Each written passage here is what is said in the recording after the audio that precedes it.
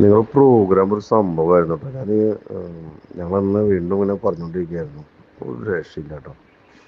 ഞങ്ങള് പരിപാടി തുടങ്ങുമ്പോൾ ഒരു 6 മണിയാകുമ്പോൾ വെച്ചിട്ടൊക്കെ ഉണ്ടായിരുന്നു. കസേരയിട്ടില്ല, ഒന്നും ചെയ്തിട്ടില്ല. അതൊരു പരിപാടി. പക്ഷേ ഇവിടത്തേക്ക് കുറെ പിള്ളേർ വന്നു. 1 2 3 15 മിനിറ്റ് കൊണ്ട് കംപ്ലീറ്റ് സാധനം സെറ്റ് ചെയ്ത് ഒറ്റ പോക്കാണ്. ഒരു രക്ഷയില്ല. പ്രത്യേകിച്ച് ആ വാളണ്ടിയേഴ്സ് വന്ന പിള്ളേരുണ്ടല്ലോ. ചെറിയ കുഞ്ഞുങ്ങൾ, എൻ്റെ മക്കളുടെ പ്രായമൊക്കെ ഉള്ളൂ. പക്ഷെ അവന്മാരൊക്കെ അവരുടെ ആ ഒരു ഊർജ്ജസ്വലത കണ്ടപ്പോഴേ, എൻ്റെ കൂളർ ഞാൻ വെക്കുന്നത് എൻ്റെ ഡ്യൂട്ടിയാണ്.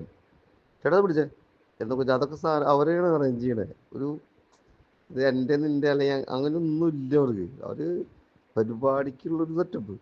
അത് നട്ടപ്ര വെയിലത്ത്. അയ്യോ, ഒരു രക്ഷത്തെ പിള്ളേര്.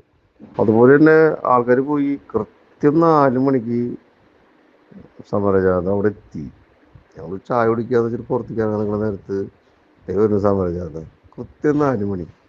അതേപോലെ കഴിഞ്ഞ സമയവും എല്ലാം ഭയങ്കര ഷെഡ്യൂളിങ് കേട്ടോ. ഭയങ്കര സംഭവം. ഞാൻ ആദ്യമായിട്ട് ഇങ്ങനത്തെ ഒരു പ്രോഗ്രാം ചെയ്യണം. ഞാൻ ഇവിടെ കുറുക്കഞ്ചേറ്റത്തെ അല്ലെങ്കിൽ തൃശ്ശൂരത്തെ ഓൾമോസ്റ്റ് സംഘടനകളൊക്കെ നമ്മൾ ചെയ്യുന്നത്. പക്ഷേ പൊതുപരിപാടി ആകുമ്പോൾ എങ്ങനെ പോലും ലാഗ് ആവാറുണ്ട്. ഇതൊരു ടൈം കീപ്പിംഗ് പൊളിച്ച്. ഞാൻ സംസ്കാരത്തെ വിളിച്ച് പറഞ്ഞിട്ടുണ്ടായിരുന്നു. പൊളി കേട്ടോ. അത് അടിപൊളി കേട്ടോ, സൂപ്പർ. അങ്ങനെ കോർഡിനേഷൻ എന്നെ കണ്ടത് ആരാന്ന് എനിക്കറിയില്ല, അതിന് ആരെ കോർഡിനേറ്റ് ചെയ്തെന്ന് എനിക്കറിയില്ല. പക്ഷെ വന്നു ആ ഒരു മൂവ്മെൻ്റ് ഉണ്ട്, അത് ഭയങ്കര സംഭവം കേട്ടോ, സൂപ്പർ.